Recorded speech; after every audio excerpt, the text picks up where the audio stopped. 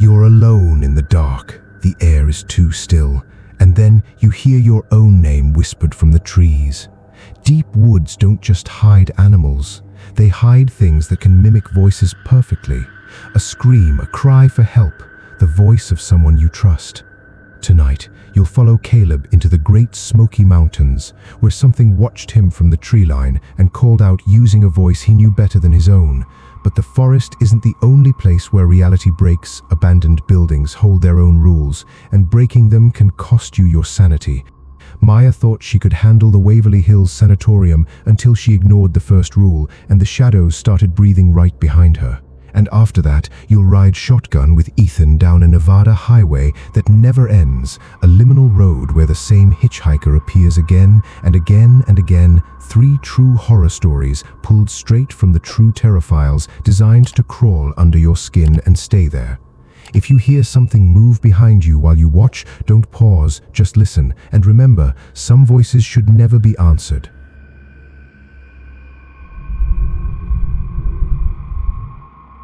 Caleb had hiked the Smokies a dozen times before, but never this deep and never alone after sunset. The plan was simple, a 2-day solo loop through the remote northeast corner of the park. No marked trails, just a topo map and the kind of silence that presses against your eardrums like deep water. He'd parked at a gravel pull-off near Cosby, signed the backcountry permit with a cheap pen that barely worked, and stepped into the tree line while the sun was still high and warm on his neck. By 6 o'clock the light had turned amber, then copper, then something bruised and fading. And that's when Caleb first felt it. Not a sound, not a movement, just a pressure, a weight in the air that made the hair on his forearms lift like static electricity before a storm. He stopped on a ridge covered in mountain laurel, adjusted the shoulder straps of his pack, and scanned the valley below through a gap in the rhododendron. Nothing moved, nothing except a single crow cutting a black line across a gray sky. Caleb shook off the feeling, told himself it was just thin air and low blood sugar, and pushed deeper into the hollow where he planned to camp for the night. The campsite was a flat patch of pine needles tucked against a rock overhang. Sheltered, dry, close enough to a creek that he could filter water without walking far. He dropped his pack, stretched the ache out of his shoulders, and got to work setting up his tent, a small one-man ultralight that had seen too many miles and too many nights like this one. By the time he finished, the forest had gone completely dark. Not the soft dark of a city night, but the kind of absolute blackness that swallows your hand in front of your face, that makes you feel like the last living thing in the world. Caleb lit his tiny camp stove, boiled water for a dehydrated meal, and sat on a fallen log with his back to the rock, spooning lukewarm pasta into his mouth while his headlamp carved a small white tunnel through the darkness. That's when he heard it, the first voice. It came from somewhere down the slope. Maybe 100 yards, maybe less, muffled by the trees, but unmistakable. Caleb, hey Caleb over here. He stopped chewing, the plastic spoon frozen halfway to his mouth, every muscle in his body locked tight.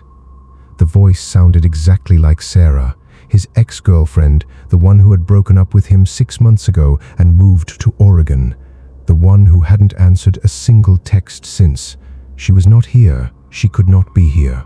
Caleb killed his headlamp, sat motionless in the sudden black void, and listened, his heart hammering against his ribs so hard he could feel it in his temples. For a long moment there was nothing, just the whisper of wind through pine needles, and the distant trickle of the creek. Then it came again, closer this time, and the tone had changed, warmer, more urgent. "Caleb, I need you to come down here, please, I'm hurt." His brain screamed at him to stay put. Every survival instinct he'd ever read about told him never to follow a voice in the woods at night.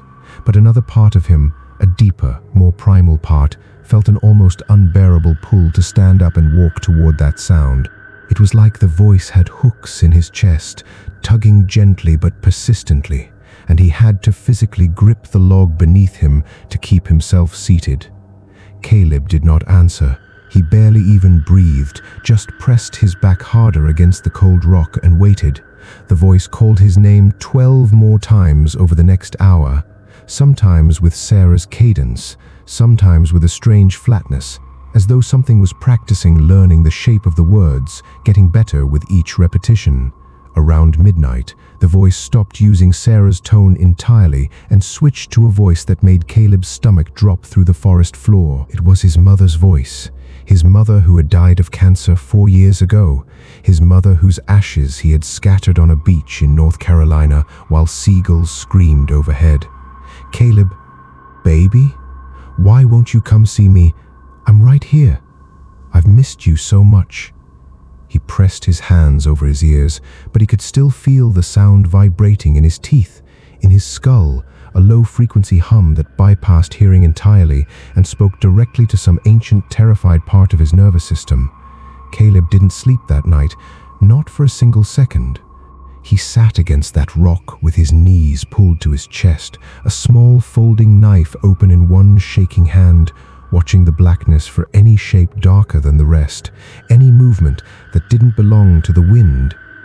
The voice circled him slowly, methodically, like a predator pacing just beyond the firelight, and the worst part, the part that made his eyes sting with helpless tears, was how much he wanted to answer it. He wanted to call out to his mother, to Sarah, to anyone who might make this crushing solitude go away, and that wanting terrified him more than the voice itself. Dawn came like a reprieve from a death sentence, grey light seeping through the canopy, turning the black silhouettes back into trees, dissolving the terrible intimacy of the dark. The voice stopped the moment the first bird sang, just cut off mid-syllable, and the sudden silence was so complete that Caleb's ears rang with it. He packed his camp in under 4 minutes, didn't bother with breakfast, didn't filter water, just shoved everything into his pack with adrenaline-shaky hands and started walking. He told himself he would hike straight back to the car, retrace his route exactly, and be on pavement by noon, but the forest had other ideas, or maybe the thing in the forest did. After an hour of fast hiking, Caleb crested a ridge that should have overlooked the creek he'd crossed the day before, and found himself staring down at his own campsite. The same flat patch of pine needles, the same rock overhang, even the small ring of stones he'd used for his stove, sat exactly where he'd left it, and in the center of that ring something had placed a dead bird, a crow, with its wings spread open like a black crucifix. Caleb's mind tried to reject what it was seeing, tried to reframe it as a wrong turn, a disoriented loop, anything but the impossible thing it actually was. He had walked uphill for an hour. The map was clear, the topography was undeniable. He could not have circled back without descending into the valley first, and he had never descended. Something was wrong with the space here, something was bending the geography, or bending his perception of it, and the dead crow in his fire ring was a message. He didn't stop to examine it, didn't take a photo, just turned on his heel and walked in the opposite direction, directly away from the campsite, following the bearing on his compass with religious intensity. 20 minutes later, the voice returned. But this time it was different. This time it was his own voice. "You're walking in circles. You're never getting out of here. Just sit down. It's easier if you just sit down." The sound came from above him, not from the trees, but from the air itself, as if the sky had grown a mouth. Caleb broke into a run, a blind, desperate sprint through the underbrush, branches whipping his face, roots grabbing at his ankles, his pack slamming against his spine with every stride. His own voice chased him, telling him things only he could know, secret shames, buried fears, the exact words he'd said to his mother in the hospital when she was too sedated to respond. "She heard you, she heard every word, and she died knowing what you really thought." He screamed, a raw animal sound that tore his throat, not to answer the voice, but to drown it out, to fill his own head with something he could control. The voice laughed, a perfect copy of his own laugh, and then it fell silent, and Caleb ran in that silence for what felt like hours. He didn't stop until his legs gave out, collapsing onto a patch of moss beside a stream. He didn't recognize chest heaving, vision swimming with black spots. Hands clawed into the wet earth like he was holding onto the planet to keep from spinning off into space. He lay there for a long time, just breathing. watching the sunlight move through the leaves above him, trying to convince himself that he was still a rational person in a rational world. Eventually, he checked his phone. No signal, but the GPS still worked offline. And according to the little blue dot, he was less than half a mile from a marked trail, the Gabes Mountain Trail, which would lead him down to the road in about 3 miles. The relief that flooded through him was almost nauseating. He hadn't been walking in circles at all. The voice had lied, or he had been too panicked to read the terrain correctly. He forced himself to stand, drank the last of his water, and started moving toward that blue dot with the single-minded determination of a man who had decided he was not going to die in these woods. The voice tried twice more to stop him, once as his father, once as his best friend from high school, but the sun was high and bright now, and whatever power the thing had in the dark seemed thinner in the daylight, easier to resist. Caleb reached the trail junction just after noon, a real trail with a wooden sign and a dirt path worn smooth by thousands of boots, and he nearly wept at the sight of it. 2 hikers passed him a few minutes later, a middle-aged couple with trekking poles and a friendly golden retriever. They smiled and said hello, and Caleb managed to nod and mumble something that sounded almost normal. He followed them at a distance, using their presence as a shield, because he had the creeping suspicion that the voice was still there, somewhere just beyond the tree line, watching him leave, patient, endlessly patient. The parking lot came into view around a bend in the trail, and there was his car, a dusty blue Subaru, the most beautiful thing he had ever seen. He unlocked it with shaking hands, threw his pack into the passenger seat, and climbed behind the wheel, slamming the door shut and hitting the lock button twice just to hear the solid mechanical thunk of safety. He sat there for a full 5 minutes, forehead pressed against the steering wheel, breathing slow and deep, letting the familiar smell of old coffee and sunscreen ground him in reality.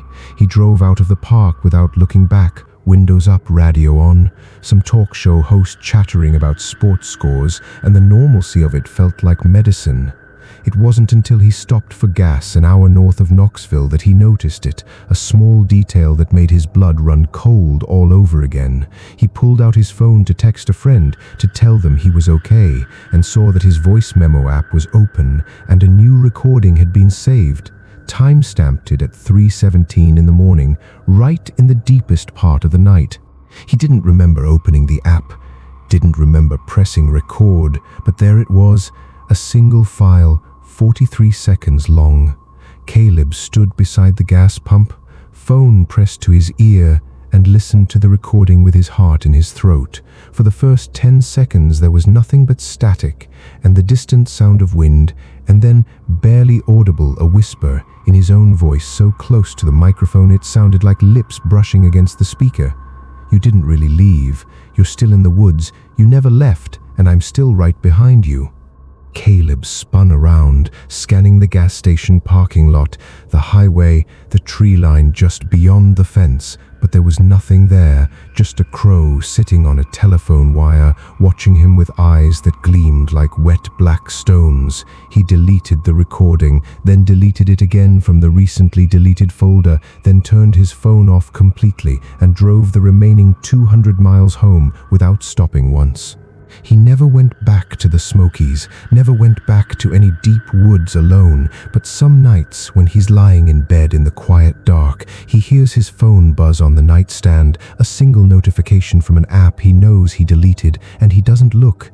He never looks, because some voices are patient and some forests never really let you go.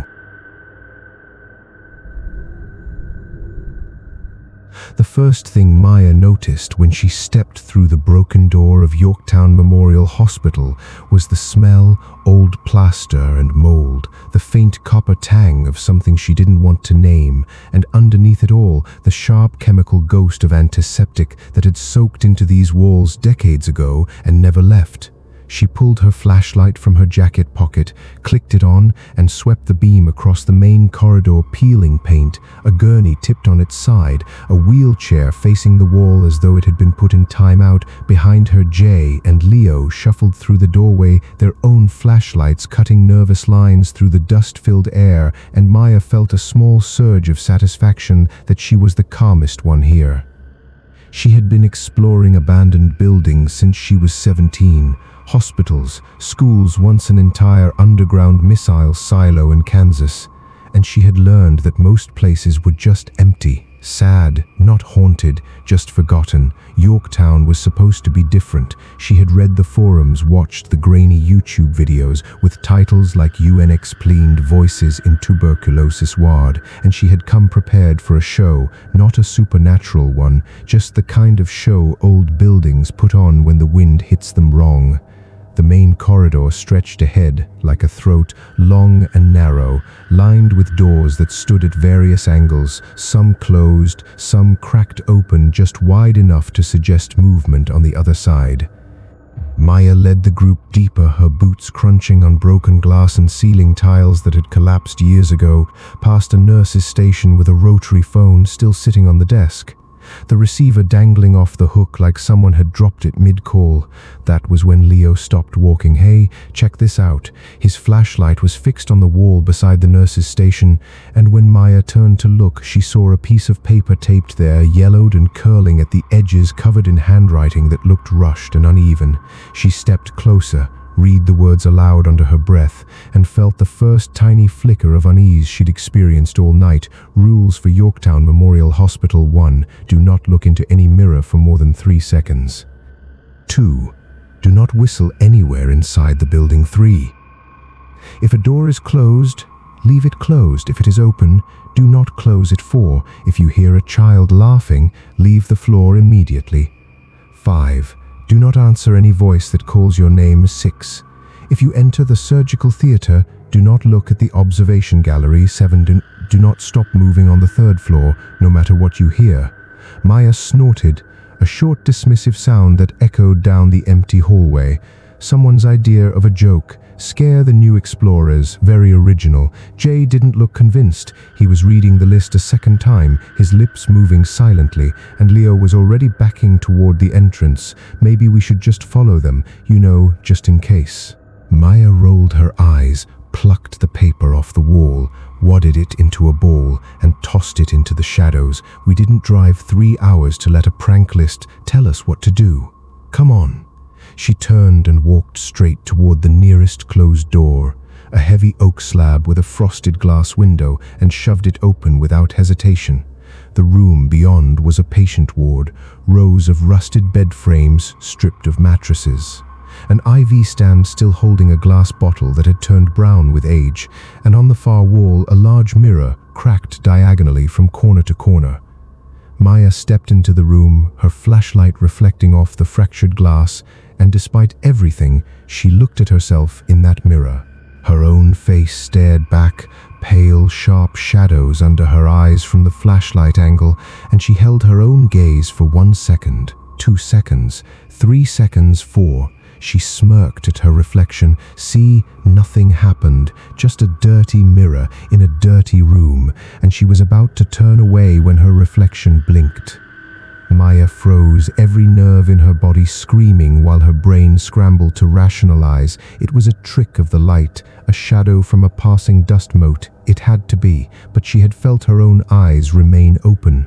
She had not blinked, and the face in the mirror had... She stumbled backward, crashed into a bed frame that screeched against the floor, and Jay called her name from the hallway, his voice high and tight with panic. "Maya, Maya, what happened?" She forced herself to breathe, to look away from the mirror, to stare at the floor until her heart slowed down to something approaching normal.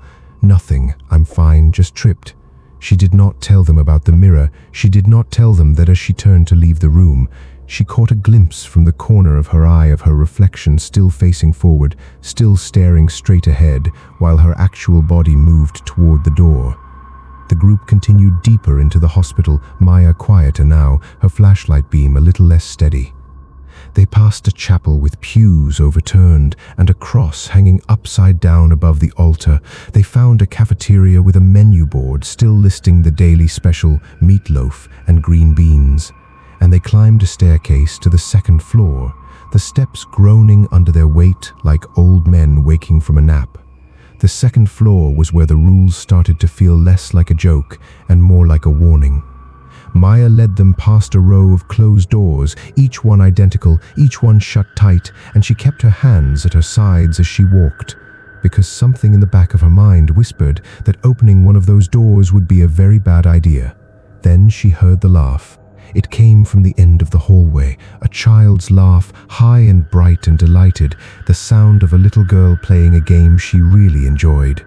Jay and Leo heard it too. They both stopped dead, flashlights converging on a doorway at the end of the corridor where the sound had come from. Rule number 4, Leo whispered, his voice barely audible. If you hear a child laughing, leave the floor immediately. Maya wanted to leave. She wanted to turn around and walk back down those stairs and get in the car and drive until this hospital was just a bad memory in the rearview mirror. But something stopped her. The laugh came again, and this time it said something. Maya, come play with me. I'm in here. Come find me. The voice knew her name. It said her name the way her grandmother used to say it, with warmth and fondness, and Maya felt her feet start moving toward that doorway, completely against her will. Jay grabbed her arm, his fingers digging into her jacket, hard enough to hurt, and the pain snapped her out of it. Maya, we are leaving now. This isn't a joke anymore. She nodded, throat too tight to speak, and the three of them moved back toward the staircase as fast as they dared without running. The child's laugh followed them, but it was different now, not delighted, frustrated, angry. Like a game that had been interrupted, they climbed to the third floor because the stairs going down were blocked. A ceiling collapse had filled the lower stairwell with debris, and the only way out now was across the third floor to the fire escape on the far side of the building. Maya remembered Rule 7, do not stop moving on the third floor, no matter what you hear, and she did not stop moving. She kept her feet shuffling forward even when the shadows on the walls started to move independently of any light source. Leo was the first to break. He stopped in the middle of the hallway. Flashlight pointed at a closed door with a small rectangular window and whispered that there was someone standing on the other side of the glass, someone with no face, just smooth skin where the features should have been. Maya grabbed his arm and pulled. We can't stop. We can't stop moving. Keep walking. But Leo was rooted to the floor, staring at that door with an expression of pure hypnotized terror. The door handle turned, a slow metallic scrape that echoed through the dead silence, and the door began to swing inward. Maya pulled harder. Jay pushed from behind, and together they dragged Leo away just as the door opened fully onto a darkness that seemed to breathe, a darkness that had texture and depth and something moving inside it. They ran, not the controlled fast walk of experienced explorers anymore, but a full panicked sprint through a maze of identical hallways, doors slamming behind them one by one. Bang, bang, bang, bang, like a countdown. Maya rounded a corner and nearly collided with a gurney standing upright against the wall. She dodged it, skidded on a patch of something wet, and caught herself on a doorframe before she could fall.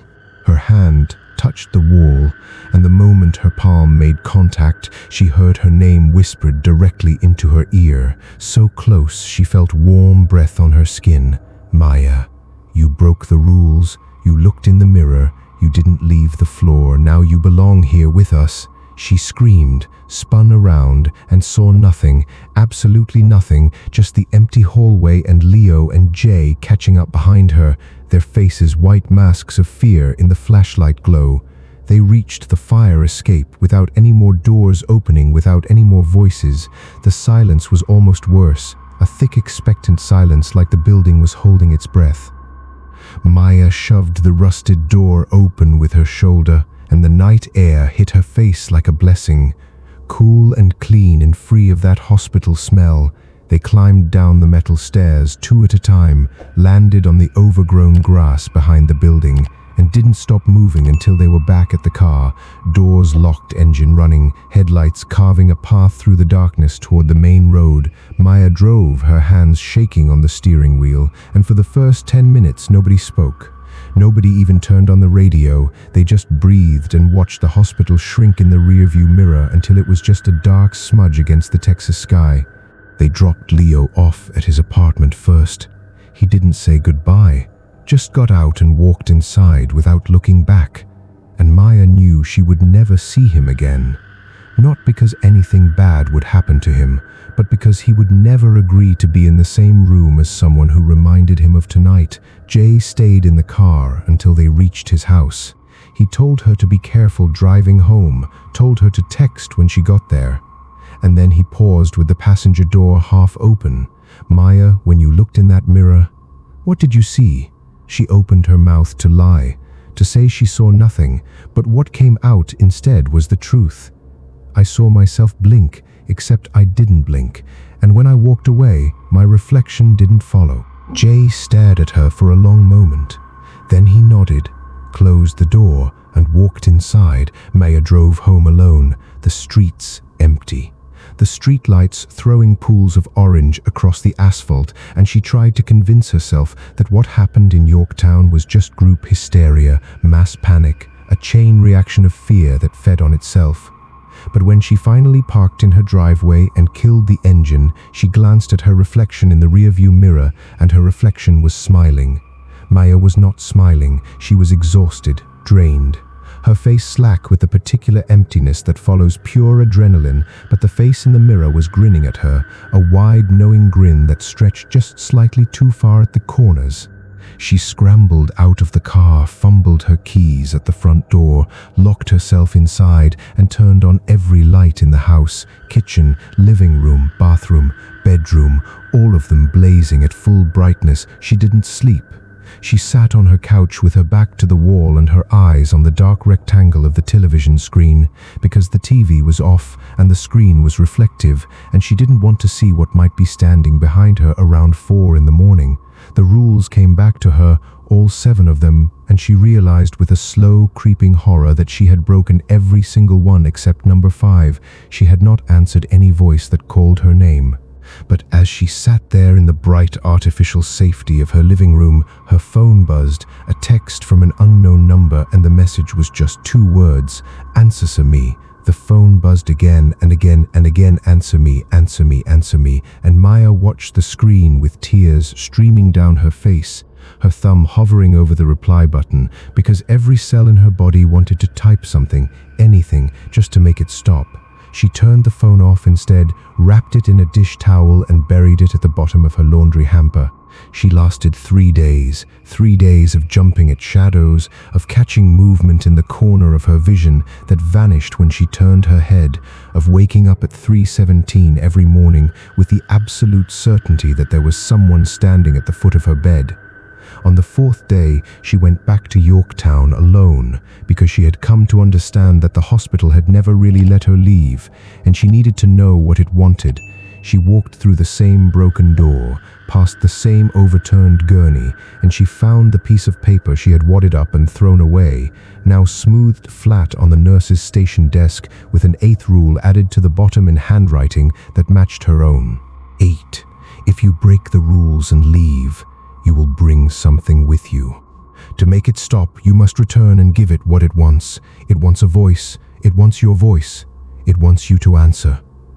Maya stood in that dark hallway, the silence pressing against her like a physical weight, and in the distance, a child's voice called her name. She opened her mouth, and this time she answered. The corn stretched in every direction, a flat gold ocean under the October sky, and in the middle of it all, something stood very, very still. Nate pulled his truck to the side of the gravel road and killed the engine, the sudden silence rushing in like water through a breached dam. He had driven this route 100 times, the back roads of Custer County, Nebraska, where the cornfields ran for miles, and the only landmarks were grain silos and irrigation pivots that creaked in the wind. But tonight, Something was different, and he couldn't stop staring at the Scarecrow. It stood about 30 yards into the field, arms stretched wide, burlap head tilted slightly, wearing a faded flannel shirt and denim overalls that flapped in the breeze. Normal, perfectly normal. Except Nate had driven this road every day for 6 years, and he had never seen a Scarecrow in that field, not once. He squinted through the windshield, the last orange light of sunset bleeding into purple on the horizon, and tried to convince himself it was just a new thing. Maybe the farmer put it up this week, maybe he just never noticed it before, but something about the posture was wrong. Scarecrows were supposed to be stuffed with straw, loose and limp and sagging. This one looked rigid, weighted, like there was something inside it that was holding very still on purpose. Nate shook his head, told himself to stop being paranoid, and turned the ignition key. The engine clicked once, a dry mechanical sound that went nowhere. He tried again. Click, nothing, no turnover, no sputter, just the sound of a dead battery in the middle of nowhere. Frustration bubbled up. He slammed his palm against the steering wheel, and when he looked up again, the Scarecrow was closer. Not moving closer, not walking, just closer, 20 yards now instead of 30, as if the distance between them had simply collapsed while he was looking down. Nate's breath caught in his throat, his fingers tightening around the steering wheel until his knuckles went white. He hadn't seen it move, hadn't seen anything move, but 10 yards had vanished, and the Scarecrow's head was no longer tilted. It was facing him directly, the burlap face smooth and featureless, except for 2 dark hollows where the eyes should be. He grabbed his phone. No signal. Of course, no signal. This was Nebraska. There were dead zones all over the county, but he'd never needed one before. The Scarecrow didn't move again, not at first. It just stood there, arms outstretched, and Nate began to feel something he couldn't explain, a pressure in the air, a low-frequency hum just below the threshold of hearing, the kind of sound you feel in your teeth more than your ears. He decided to walk. He knew the area well enough. The nearest farmhouse was maybe 2 miles east, and 2 miles on a gravel road under a rising moon was better than sitting here waiting for the Scarecrow to close another 10 yards. He pushed open the truck door, stepped out onto the gravel, and the moment his boots touched the ground, the wind died, not faded, not slowed, died. The corn went perfectly still, every stalk frozen in place, and the silence that followed was so complete that Nate could hear his own heartbeat thudding in his ears. He started walking east, deliberately not looking at the Scarecrow, his eyes fixed on the road ahead. But peripheral vision is a cruel thing, and he could see it there, a dark shape in the gold, keeping pace with him, not walking, not gliding, just appearing at intervals. One moment 20 yards away, the next moment 15, and Nate would blink and find it had crossed another 5 yards without making a single sound. He broke into a jog, gravel crunching under his boots, and the Scarecrow kept pace effortlessly, not running, just getting closer in those impossible jumps of distance, 10 yards, 5 yards, close enough now that he could see details of the flannel shirt, the way the fabric moved against something solid underneath. And then he heard it, a voice, not from the Scarecrow, from the corn itself. Nate, slow down. You're going the wrong way. The house is back this direction. It was his neighbor's voice. Old Mr. Havelock from the farm 3 miles over. The man who had taught Nate how to shoot a rifle when he was 12, the man whose funeral Nate had attended just last spring. He ran faster, his lungs burning, his legs pumping, and the voice followed him, switching voices now, like someone flipping through radio stations. His mother, his best friend from high school, his own voice, all calling to him from the corn, all telling him to stop, to turn around, to come into the field. It's so much easier if you just come into the field. The gravel road stretched ahead in a pale ribbon under the moonlight, and Nate ran until he couldn't run anymore, until his side was stitched with pain and his vision was swimming, and then he stopped, bent over hands on his knees, gasping, and looked up. The Scarecrow was 15 feet in front of him, standing in the middle of the road. It was taller than he'd realized, easily 7 feet, and the burlap head wasn't featureless anymore. There was a face stitched into it, crude but recognizable, a face that looked almost like Nate's own. The arms were still outstretched, but now the posture looked less like a scarecrow on a pole and more like something waiting for an embrace. Nate stumbled backward, his heel catching on loose gravel, and he fell hard onto the road, skinning his palms. And the scarecrow didn't move while he was down. It just stood there, waiting, patient as death. He crawled backward, then scrambled to his feet, and ran the other way back toward the truck, because maybe the truck would start now. Maybe a miracle would happen. Maybe anything. The scarecrow was already there, standing beside the driver's side door, one burlap hand resting on the roof of the cab like it owned the vehicle. Nate skidded to a stop, his chest heaving, and for the first time he heard the scarecrow speak directly, not through the corn, not in borrowed voices, but a sound that came from the burlap head itself, dry and rustling like wind through dead leaves. "You see me now? Good. That makes it easier." The voice was not loud, it was barely a whisper, but it carried perfectly across the still air, and Nate felt those words land somewhere deep in his brain, somewhere primitive, somewhere that remembered being prey. He turned and ran into the cornfield, directly away from the road, pushing through the dry stalks that scratched at his arms and face, because the open road was a trap, and the scarecrow was on the road, and maybe the corn would hide him. The stalks closed behind him like a curtain, and Nate plunged deeper, crashing through row after row, the leaves cutting his cheeks, the uneven soil threatening to twist his ankles with every step. He didn't look back. He couldn't look back, because every time he looked back at the scarecrow, it got closer. He had figured out that much. The thing moved when it wasn't being watched.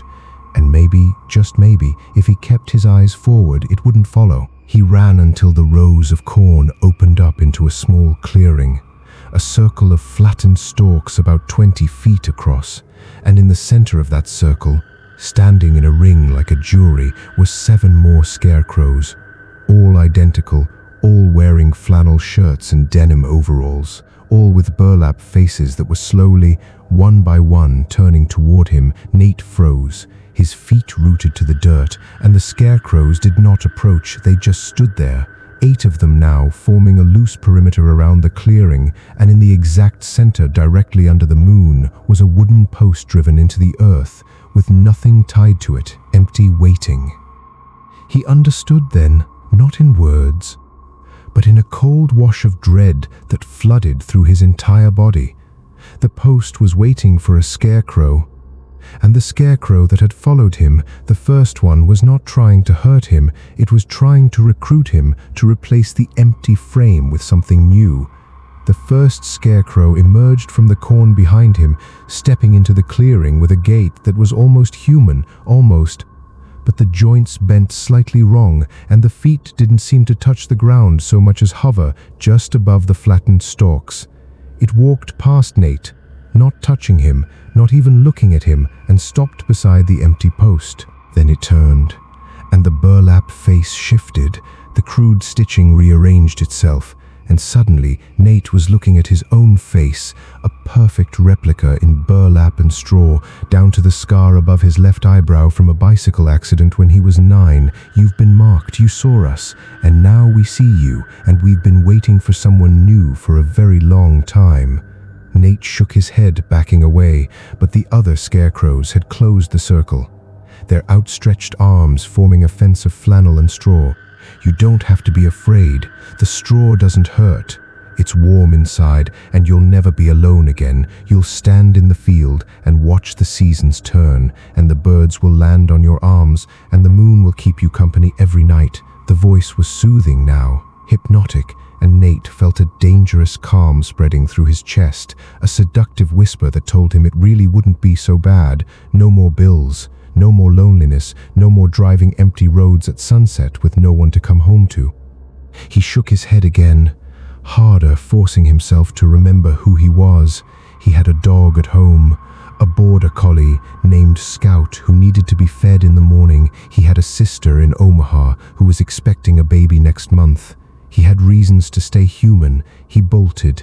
not through the corn this time, but straight at the Scarecrow in front of him, lowering his shoulder like a linebacker and crashing into the stuffed body with all his weight. It felt like hitting a tree, solid and unyielding, but the Scarecrow stumbled backward, its burlap hand tearing loose from the arm with a sound like ripping canvas, and Nate was through the gap before the others could close it. He ran blind through the corn, no sense of direction, just the instinct to keep moving, to keep the Scarecrows behind him, to not look back no matter what. Voices called his name from every direction, his mother, his dead neighbor, his own voice, a chorus of mimicry that surrounded him like a net drawing tighter. He burst out of the corn onto a road, not the gravel road where his truck was parked, a different road paved, with a yellow line down the center and headlights were approaching from the east. Nate waved his arms frantically, a silhouette in the high beams, and the car slowed. An old station wagon driven by a woman in her 60s who rolled down her window and asked if he was okay, with genuine alarm in her voice. He couldn't explain, he just said he'd broken down, his truck was back on the county road. Could she give him a ride to the nearest town? She unlocked the passenger door and Nate climbed in, and as the station wagon pulled away, he looked out the rear window at the cornfield, dark and endless and full of secrets. At the edge of the field, just visible in the glow of the taillights, stood a Scarecrow with a missing left hand, watching him leave, and next to it, the empty post, still waiting. He got home at 2 in the morning. The woman had driven him all the way to his doorstep, and Scout met him at the door with frantic tail wags and concerned whines. Nate sat on the floor of his living room and held the dog for a long time, letting the warmth and the heartbeat and the simple animal presence pull him back to reality. He called a tow truck the next morning, found his truck exactly where he'd left it, battery completely dead, and the Scarecrow that had been in the field was gone. No post, no burlap, just empty corn swaying in the daylight breeze. He tried to put it behind him, went back to work, fed the dog, called his sister, lived his life, but a month later, walking Scout at the edge of his property where the lawn met the tree line, he found something lying in the grass, a single burlap hand, torn at the wrist, the straw stuffing poking out like veins, and on the palm, stitched in rough black thread, was a message, still waiting. We've reached the end of the road, 3 true horror stories that crawled out of the dark corners of the map and into your headphones tonight. You followed Caleb into the Great Smoky Mountains, where something with no face and 1,000 voices called his name until sunrise. And even after he escaped, his phone still holds a recording that shouldn't exist. You walked the rotting hallways of Waverly Hills Sanatorium with Maya, where a list of rules taped to a wall was the only thing standing between her and something that wanted her voice, and now she's gone back to give it exactly that. And you drove that empty Nebraska back road with Nate, where the Scarecrow wasn't stuffed with straw, and the empty post in the cornfield is still waiting for someone new to stand there forever. If any of these stories kept you glancing at the shadows in your own room, if you found yourself holding your breath during that one part, you know the one, then you already understand what true Terraphiles is all about. We're not here for cheap jump scares. We're here for the stories that linger, the ones that rewrite the way you look at a dark hallway or a silent forest or a familiar road you've driven 1,000 times before. Help this channel grow by smashing that like button, subscribing with all notifications turned on, and sharing this video with someone who needs to lose a little sleep tonight. Drop a comment below and tell me which story got under your skin the most. The voice in the trees, the rules you should never break, or the thing standing perfectly still in the corn. Your engagement fuels this community, and I read every single comment. Stay terrified, stay curious, and remember, some places don't want to be left behind, and some voices should never, ever be answered.